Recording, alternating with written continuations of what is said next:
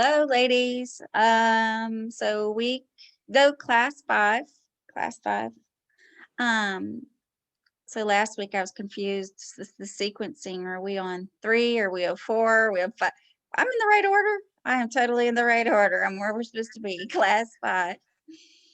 So this is called Code of Many Colors Creative Writing, because so many people with dyslexia, dysgraphia have anxiety towards writing. And I realize that I understand that could cause a lot of trauma. And I can remember literally shaking when I went to write. It got so bad for me, the writing anxiety. And when the anxiousness gets worse, then the dyslexic traits come out more, where I will delete letters in the middle position and then do my main thing of substitution. We're disconnected somehow. And yeah, but yeah, I've been having that lately. But so they would start to shake around me and get nervous that I recognized all that, and I'd get them calm and breathing. And so I developed Code of Many Colors because they were coming to me seen as one type of person, but there were so many facets to all of them. So they came to me in many colors. So anyway, so I got to see and appreciate them for all that they brought with their creativity and imagination through writing. So anyway, let me start the class and how I started with everybody starting original to the point of writing anxiety, not writing anymore. So again, everybody with dyslexia pretty much likes people, animals, and nature. Now, going back to what I said on Tuesday's class, depends on their experience with people, animals, and nature, but naturally, instinctively, everything else, they care for people, animals, and nature. They really do. So I have them choose, and let's choose nature right now. We're going to look at a nature image. So this should remind you of the phonological awareness extension class right now. So if they've had phonological awareness with me, which adults have not, adults can take this poetry class too. But if it's kids, they've had phonological awareness, it's very much like what they've already experienced so far. So we're not writing yet. Okay, so somebody who's anxious to write, why would I get them to write right away, right? They got to get comfortable with me and what we're doing, and this is developing early skills. So neither of us are writing. We're going to use the language that we're going to be using in our writing. No rush to write just yet. So I say, oh, you picked this image. So something's appealing to you, something's drawing you to this. But through all the anger and shame and healing stuff I've done, there's healing in this picture, believe it or not, and that's why they chose. I don't know if you're aware of that, but there's a reason why somebody picks a picture that they pick. And then I've found that more with adults. When they pick a picture, they didn't know why, and it was some sort of healing they were getting from the picture. It was really interesting. But anyway, say, ooh, this is an interesting picture. Tell me something that you notice about it that I won't notice because I'm older. So say you're doing it with a child. They'll say the branches lean down to the center, like they're all coming together to talk about something. Okay, so they're all leaning down. That's a great description. I didn't notice that. They're all leaning down. What's another something? I want you to give me another something about this picture. Well, this looks like the hook, like it's about to hook something coming into the center. Yeah, so it's got a branch that's hanging down like a hook. What do you think it's trying to hook? The light. Oh, okay, it's trying to hook the light. That is so cool. It kind of does look like it's about to hook the light, doesn't it? So you see they use all this wonderful language that we're going to be using to write down into our poem. along with this image. So, but we're not ready yet. So I say, let's get this image into our mind using the details that you said. So just like the phonological awareness class, right? So I say, okay, hold the image using the details. And at first I tell out the details to them. So it had branches hanging down as if they're coming together to speak, is it coming down in the middle. One looks like a hook. It's about to catch the light. You see that image in your mind? Tell me when it's there. It's there. Okay, I got to ask you something about that image. Does it have color in your mind? No. Okay. Well, let's look at the picture again. Oh, I forgot to take away the picture. Let's look at the picture again. This looks like a lot of dark greens, some yellows, some light greens. Okay. Now let me take away the picture. I forgot to take away the picture earlier. Okay. Now get that image back into your mind. Is it there? Yes. Did you use the details? Yes. Okay. Let's use those color details. What colors were they? Dark green, light green, yellow. Now tell me, is your image in your mind? Does it have the color now? Sure does. Being hooked. That's right. That's where both yellow was. Let's look at it. Did I bring that back? I didn't bring the picture back. This picture is determined to be on this page. See all those descriptive words? You need to be unmuted, Linda, so I can't hear Okay, you. we lost, yeah, I got kicked out Oh, and then that's what back happened, in. and then that's why it came back. Yeah, I'm having an unstable internet something. Okay, so that person who just gave me so much detail, they're actually ready to write. I mean, that was crazy detail. The person who gives me less will spend more time on language, getting the descriptive words out. You get Now, would you go back if you're not getting much, go back and say, let's look at it again. And yeah, let's look at you this image could do that again. as many times as you need and prompt them. Yeah. And if it's Okay. just not speaking to them at all, try another image. But most of the time, they've chosen one for a reason. But anyway, for healing, by the way, green is a very much a healing color of love. And so this person tells me that they are interested in green because love is interesting to them. By the way, so they gave me lots of language, so I can tell them that about the color green, and we can put feeling into our poem now too. So remember, it's just like phonological awareness. It's what do you see, what do you feel? It's what you see, what do you feel? Okay. Okay. So I just noticed they're ready to do poetry. They gave me so many words. So I said, let's put this picture into a poem. Are you interested in doing that with me? I don't like poems. Yeah, most people do not like poems nor reading poems because they're hard to understand. I think you'll like doing this poetry because look what we'll do. We'll put it in Canva here. I hope you're looking at it. Hope y'all can see. Okay. No, I can only Nope, see I you. know something is happening to the thing. We'll put it into Canva here and you'll love to do it. So let me I can add it see it on now. to a book that I've already made with my Tuesday class. Now these are a group of girls, who doesn't, who's not anxious in their writing, right? Who were anxious in their writing. They did the animals.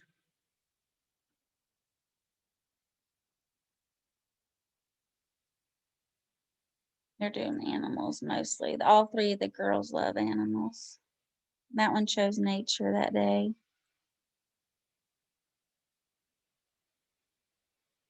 And she chose person. Okay, so first you went to the internet, you downloaded the image, Mm-hmm. and now you're going to grab it in Canva. Mm-hmm. And this girl wanted to draw, so they could draw something too. And we did. We broke up there. Okay, so this is just a descriptive, no feeling hardly. This is just descriptive imagery, an imagery poem. And then here we decided to do an acrostic because one child brought an acrostic to show us that she had written that week. Each time we meet, they're allowed to show me one thing they had written that week, which they're 2 out of the 3 are writing during the week now, which is amazing because they get to share it. And don't let me forget to say, so I got to say it now, they're encouraged to keep the same nickname, acronym, I don't know, initial, whatever, for the autograph that they've chosen. That was a nickname, by the way. That one's a nickname. She wants her full name every time, which is so cute. That's so cute. This is a nickname. They keep the same one every time.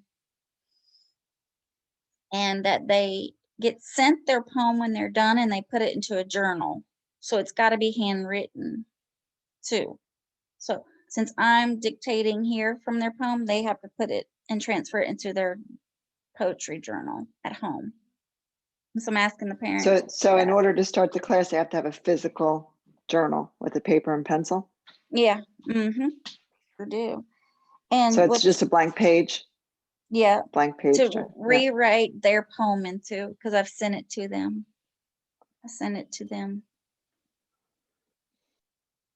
Okay, so let's start on our poem.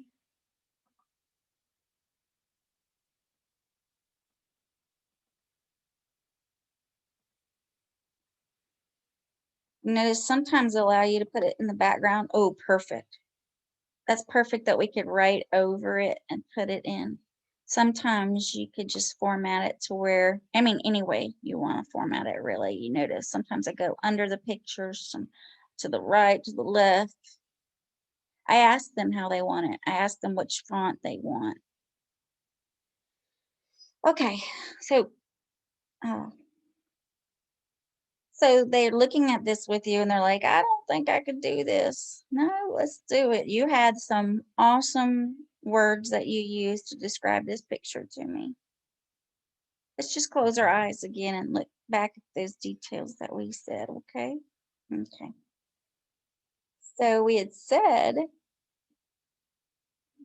trees hanging down into the center,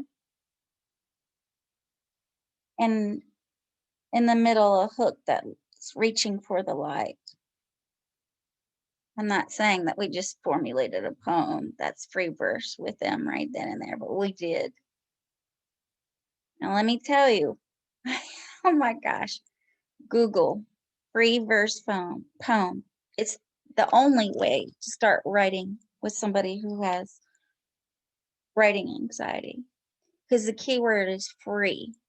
They're free without judgment to write whatever comes to their mind, whether it be seeing or feeling from a picture. Because free verse has no set, this is the key word too, no set rhyme, meter, or pattern. So there's no restraints on them and what they can say and what they can write. When it comes to writing, you just write down everything they say. That's it, plain and clear. And when we go to format, we look for any natural set that they set themselves, meter, rhyme, and pattern. Because guess what's going to come up? Meter, rhyme, and pattern, most likely. So they had formulated sometimes a traditional poem that has, they never even realized that they were doing it. So that's what's so cool too. And I found that each person is different from what they want to get out of it. Some people are good at doing rhyme and not even realize they're doing rhyme. Some people are not. Some people are great at giving meter, which is syllables that have it's more like a song that had no idea they have that natural ability. And then some people are just great at pattern. Personally, I'm great at patterning. Not so much the rhyme or the meter, but that's not surprising about my brain. So I pretty much stick with free verse in that way. All my poems are pretty much free verse. Do I have any question about free verse poetry and what it is? Because you can always Google it. Just Google it. Okay. So I had a different question that Mm-hmm. this seems like you're working one-on-one with a student, but in a small group, you would just ask for everyone to Well, like see each what one they. takes a turn to write theirs.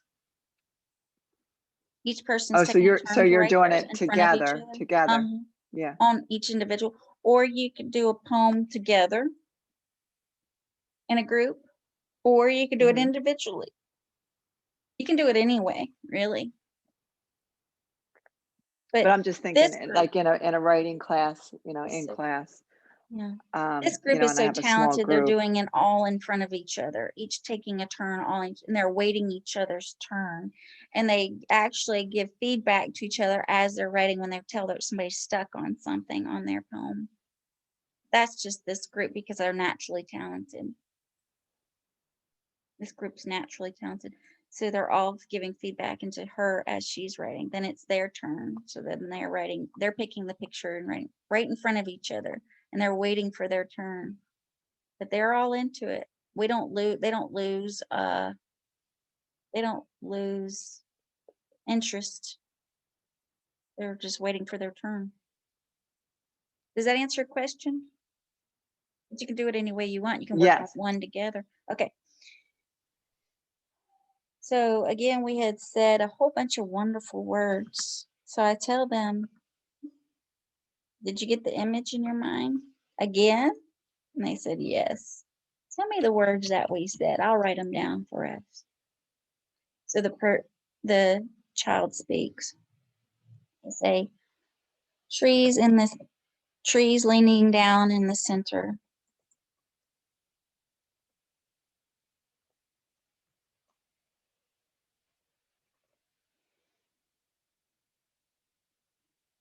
Then I say, what did we say next?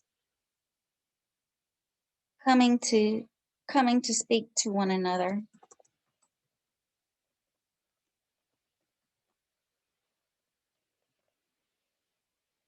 And what did we say after that? One hook. They're kind of changing it now as they're seeing it come onto the page. So they're getting excited because they're seeing it come onto the page. This one reaches for the light, the child says.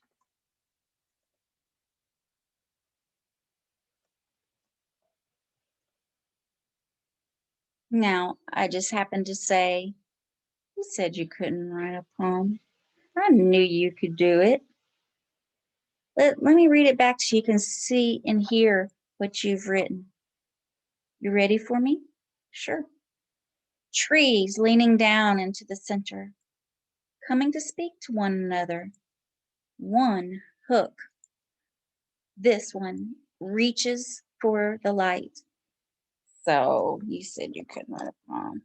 This is fantastic. You know what you have in it? And the student says, no. I say, imagery. What's imagery? Well, let me show you what imagery is. So remember, they're not doing anything of feeling, just what they're seeing. Seeing is the best way of creating imagery. I'm going to take the picture away, and I bet you can get this back into your mind. Watch. Let me read it. Trees leaning down into the center, coming to speak to one another. One hook. This one reaches for the light. Now, did you get that image back into your head just by me reading it? Child says, I sure did. And I said, well, guess what? Then your reader did too. If you can get that image back into your mind, then your reader can also, and that's what we call imagery. So if they would have said, no, I didn't get it into my mind, we'll say, well, let's work on some more descriptive language. How can we describe the trees? Can we say sloping trees? The child says, Well, let me look at the picture again. Yeah, like it looks like it's sloping. I say, does sloping work for you, or do you want another word? The child goes, well, that wasn't my word, so I do. I want another word besides sloping. Well, I can help you with that.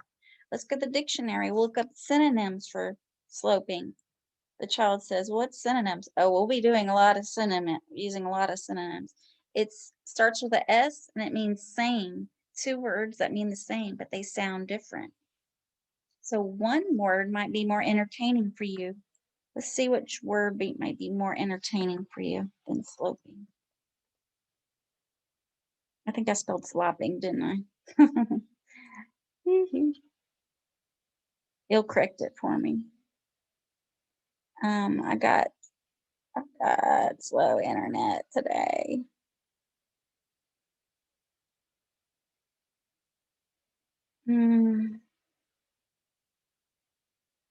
Okay, I did sloping. Are we supposed sloping? No, am I supposed Drop the E and add ing. okay. Maybe that's it. SLOPING. Yeah, and it just still doesn't look right, but I'm sure it is.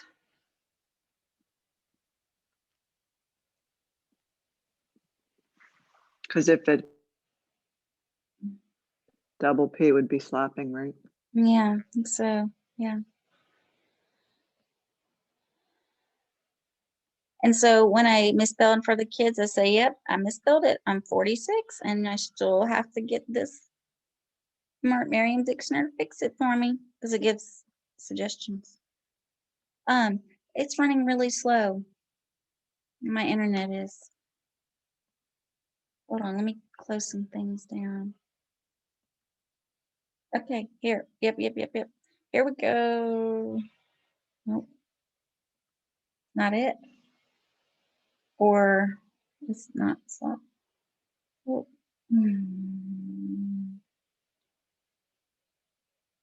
Let's use a different word because it's going to take forever for the internet, the thing to.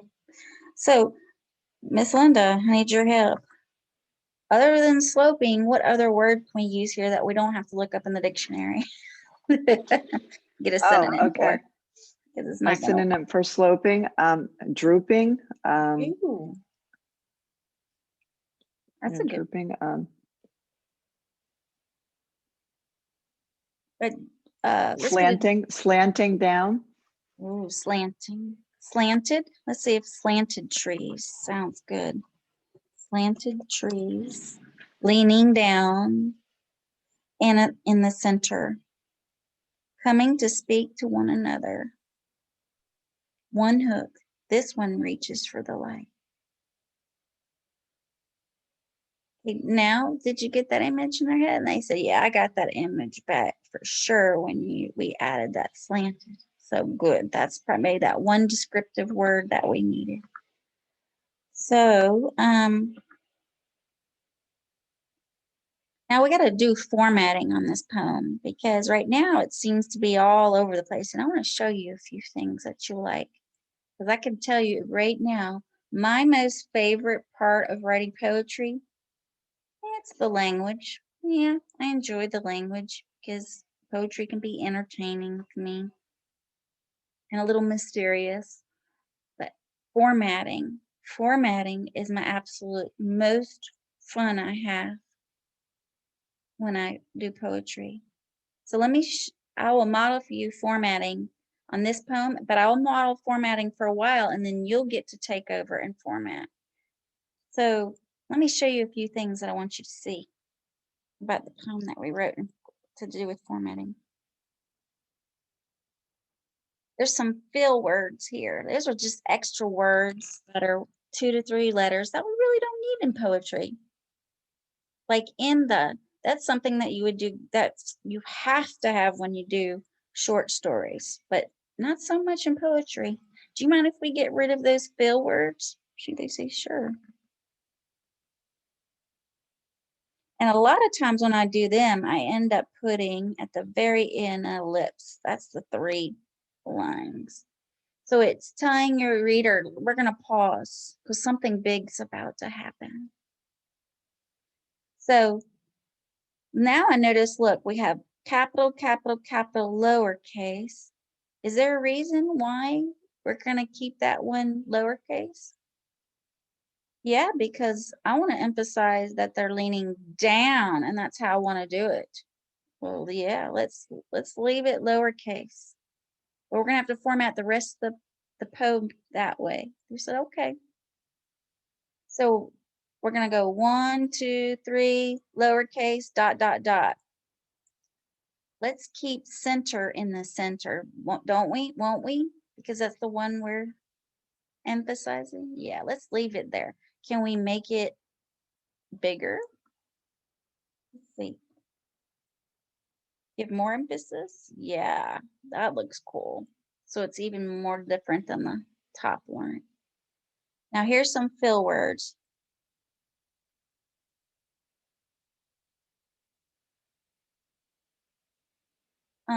Coming to speak to one another. Let's try to get it down to 1, 2, 3, 4 words at the top. So that means if it's 1, 2, 3, 4, 5, 6, we got to get rid of 2 words. So we get rid of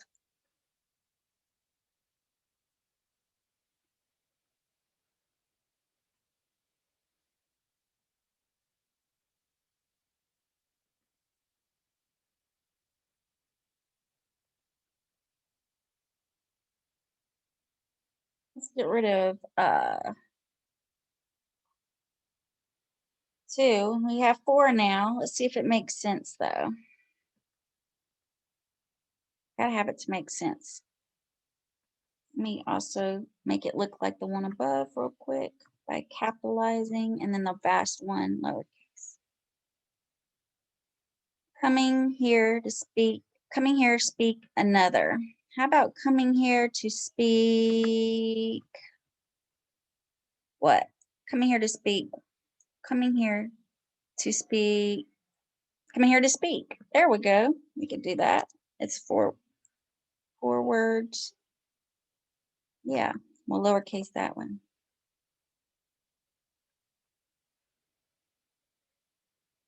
Now, we have slanted trees leading down center, coming here to speak, one hook. So we have one word here. Can we say one word here? No, the child says, I like one hook. So we'll just leave it one hook. That's fine. It's going to be a little different than the one above. Now, it says this one reaches for the light. Can we get rid of for the? Yep, those are the fill words. Let's do that. How about just reaching for the light? Ooh. Is it? Or do you It want to have almost so makes many it words? human-like. No. Yeah. Let's see. So this is they had developed personification here. So I tell them, guess what you just did when you said reaching? It had an image of like it's human-like. So time you take an inanimate object and make it human-like, that's called personification. So you just did a form of figure language and you had no idea that you were doing. For your reader, that's awesome. So this one, reach in, and then we're going to have to put another line. This one, reaching for, it's got to be four words. 4. And we say, this one has 2 words. Can I put the light? Yeah, sure, you can put the light.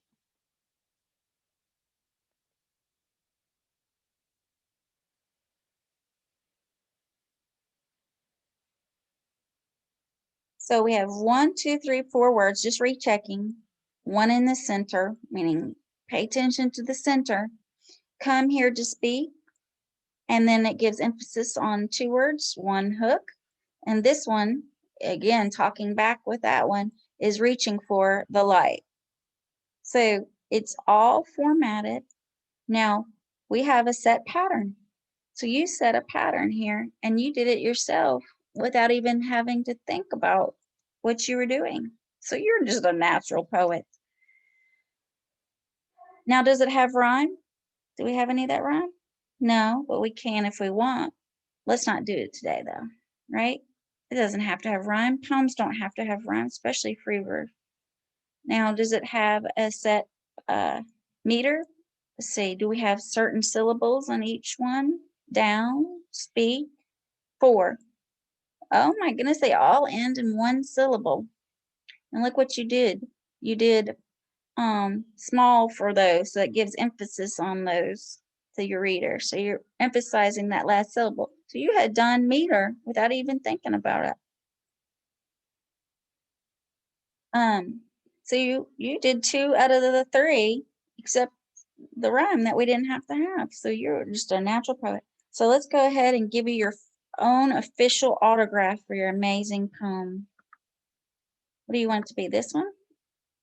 Okay. So let's see, I'm putting my initials. What are your initials? What are your initials, Linda? LMC. LMC and PFC, since we did it together. He's actually PFC. Okay.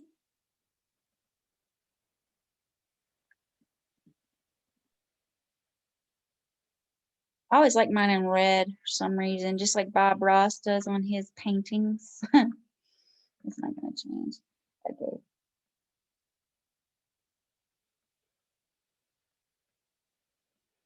And sometimes I'll be more formal and write written by and all that because you can, but we don't have enough room. Always do. So,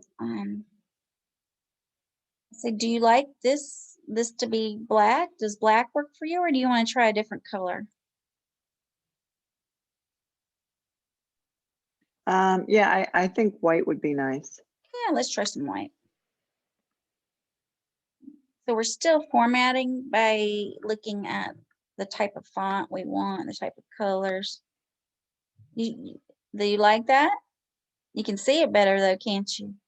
And you know what I like about it if we keep this? Yeah, it really pops. Yeah, and it emphasizes the light, which is the whole point, and the hook, and the center. Center, one hook, light. So it emphasizes that light.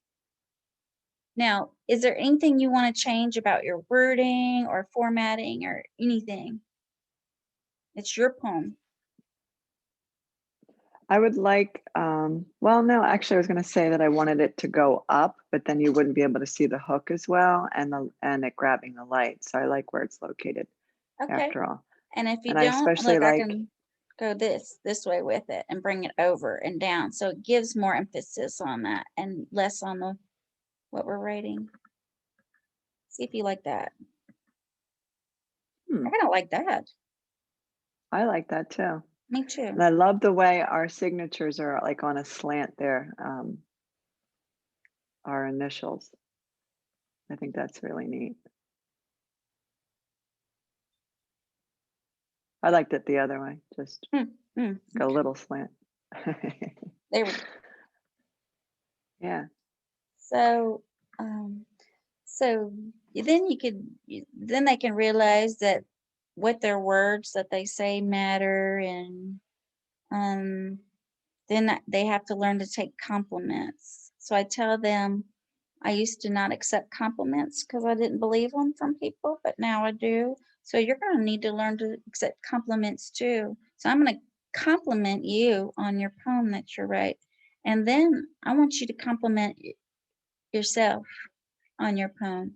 Because not only does you have to learn to take compliments from others, you got to compliment yourself. Talk nice to yourself. Say things that are kind to yourself.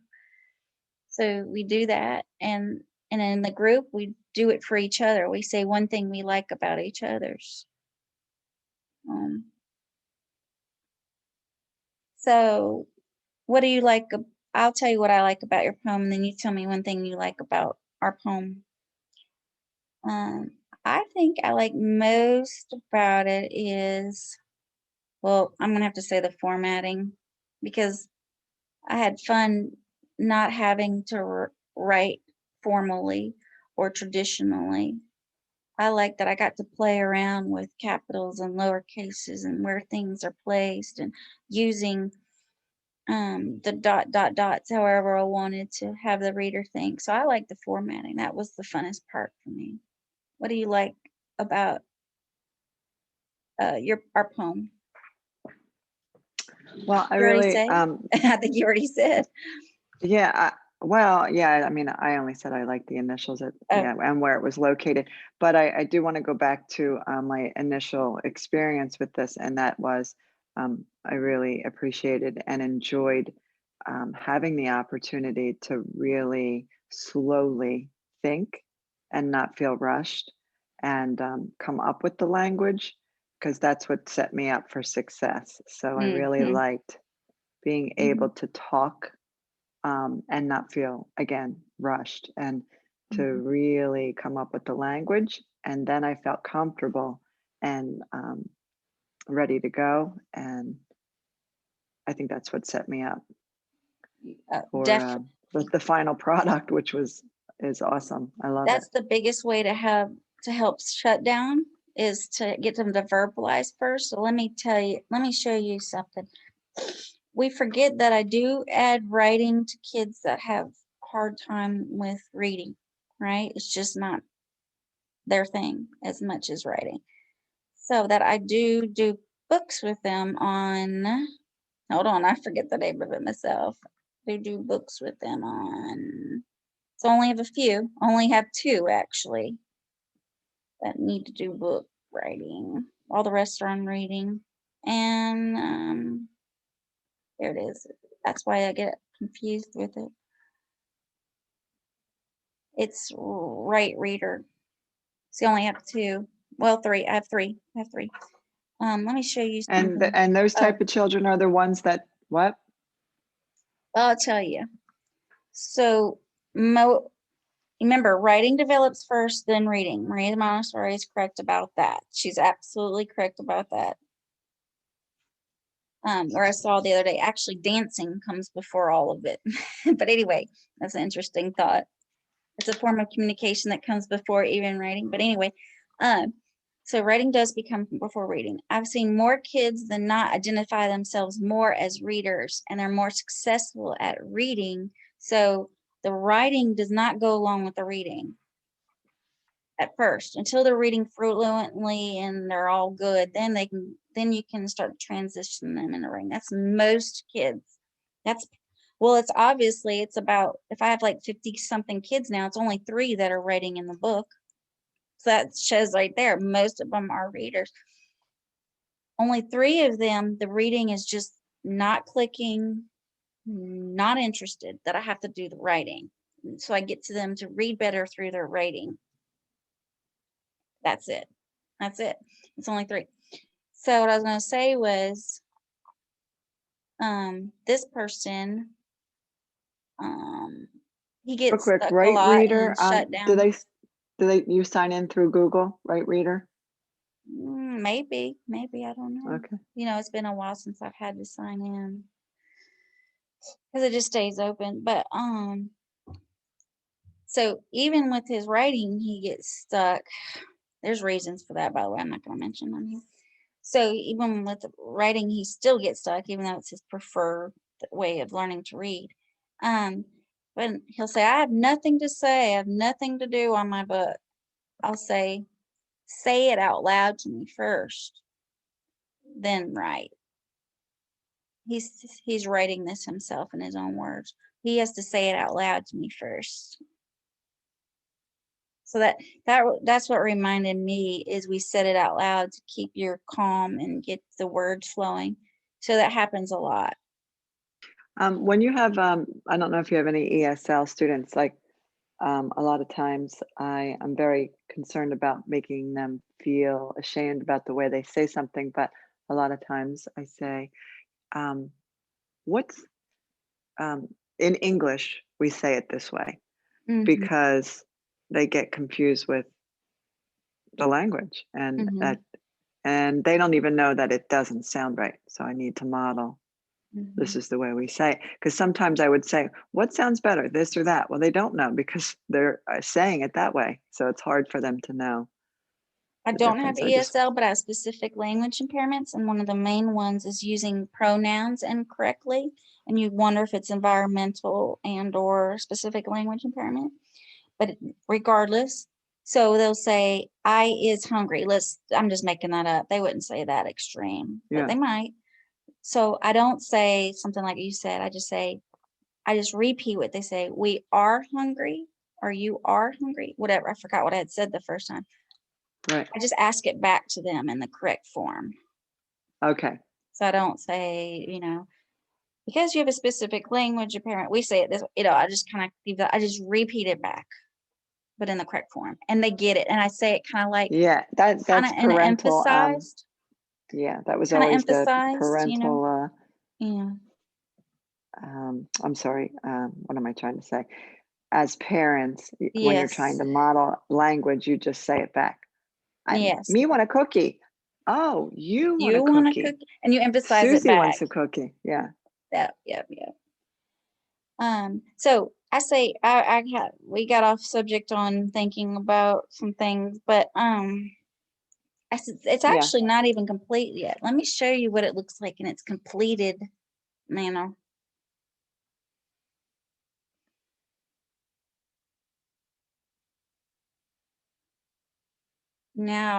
Now it's going to be finalized.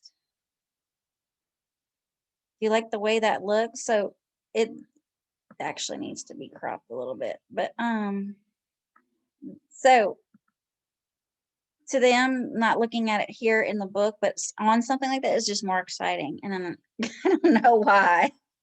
And to me, it's more exciting. And it gets sent to my desktop where I can send it to my Facebook Messenger, where I can quickly get it to my phone to text it to the parent. So the parent will get them to rewrite it into their notebook. And ooh, let me make one more point. One more Can you point. repeat that real fast? I got sidetracked. I So know, what I you get said you were for, no, that's right. You said you were, it wasn't you, it was me. So you're excited about the final part. The final step is to download this. yeah, they saw me clip it and then I sent it to the desktop where it gets onto Facebook Messenger because it's the quickest way to get to my phone so I can text it to the parent. How did you clip it? Yeah, so then just the clip art, the clip snip and sketch Oh, okay, okay, okay. is that one. Okay, Um, then once you have it, then okay, let me show you. No, then it just looks more formalized to me. I don't know. My mind yeah. it does at least. Then I save it to my desktop. Then I go, of course, to Facebook Messenger. And that's why I do Facebook Messenger for everything because it's so quick. Because it's not going to be quick today because of my computer. But then because then it's sent quickly to my phone where I can text it to them. So I say, So it's if now to your parent. So go read it to your parent.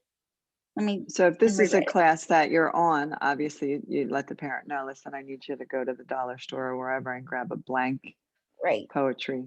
Yep. And I'm starting with a new student on it whose parents said he's got major writing anxiety. Would you work with him on his reading? I said, one day we're going to work on poetry. The other day we're going to work on a book, informational book. So he'll probably do it on Roblox, Minecraft, or Among Us too. But he's got an engineering brain because I've had him before as a student. So he might want to like write a book on engineering or something. But it's going to be informational book like this that we make also. Um. Okay. One more But what's important nice point. about Roblox, if I remember correctly, is that they write back to each other. Yeah, and it's in a folder where she just wrote to him, and two notes. She wrote two night notes to him. Yep, they're right here in a folder. I don't know why I accidentally put those PDFs in there. That's great. Um, so wait, one more important point before I have to go. So I have a child who's reading fluently, but it's still robotic. He's reading perfectly, but still robotic. So I have him on poetry because remember, I've got him squared away on the reading. Now I can transition into writing. So he's reading perfectly. Everything's so great, but he's still reading robotically. So guess what this is going to do? I had just had him the other day. He's on his second poem. He read his poem out to me, and guess how he read his poem out to me? Slanted trees leaning down, center. Come here to speak. One hook, this one reaching for the light. So he read his poem even robotically, but I didn't say we don't, that wasn't correct or anything. Of course, I wouldn't do that. I go, can I teach you something? Have you ever been to a poetry reading? When they read poetry, they're real dramatic. So I'm going to need you to read this poem dramatically eventually. I understand it's going to take time because he's been reading robotically for a while, but I wasn't worried about it. Only modeled, inflection and stuff. But now we can actually address it. So I said, can I read it for you? Can you hear how I'm reading like how somebody reads poetry? Listen to how I read it. Slanted trees leaning down, center. Come here to speak. One hook, this one reaching for the light. Did you hear how my voice went up and down when I read? How it was real dramatic and I got louder and sometimes I was softer. Well, I sent the poem to your mom. So not only do I want you to write it into your journal, I want you to practice reading like how people are supposed to read poetry, real dramatic. Will you practice reading it for your mom with your mom that way? He said yes. So he had already started even writing it down before I even sent it to his mom. He already was so excited about his poem. He was writing it before I even sent it. I said, what are you doing? He said, I'm writing my poem down. So that's huge, right? They get excited about writing. So, and he's going to now speak it to his mom, which is important. But anyway, that's the only other thing I wanted to add. It helps with robotic readers. Yeah, so I guess my question is this is like the fifth class, so I'm just wondering, I guess it based on the original assessment and the questionnaires that we might give, I'll get a better feel for, where we should start.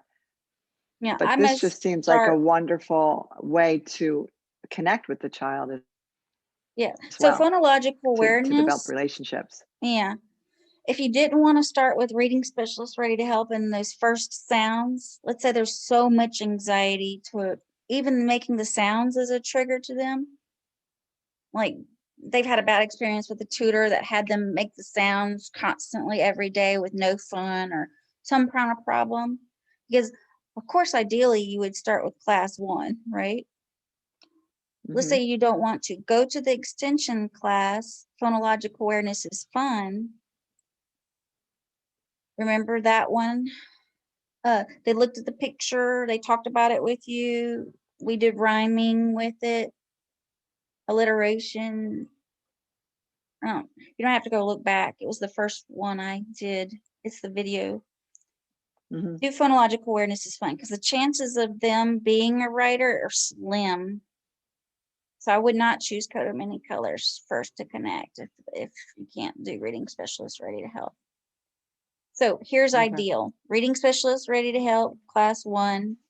That means we didn't need phonological awareness extension class. They're ready to learn to read and read well and process the sounds. Then ideally class 2, conquering big words. That's 6 letters or more. Class 3, ultimate spelling, where you work on morphology and advanced phonics rules. Number 4, they're inquiry-based learning reading because they're reading fluently. They're on the sentence level. That would be next. Class 5, you're ready to work on writing and creative writing, starting with poetry. And then we start our extension classes. So these are extra. So remember, I'm not teaching a lot of these right now, but this summer, I'm teaching mostly my enrichment classes because they've had these all year, all school year. So some will take phonological awareness as fun, math applied word problems, introduction to thinking maps, English grammar, and of course there's the Albert classes, remembering calm, which I'll offer this summer, in enrichment class. This is more also all more of a remembering calm. Mhm. Okay. All right, I gotta skedaddle. Okay, I'll see you later. All right, thanks so much. It was awesome. Yeah, yeah, All right, we'll talk. yeah.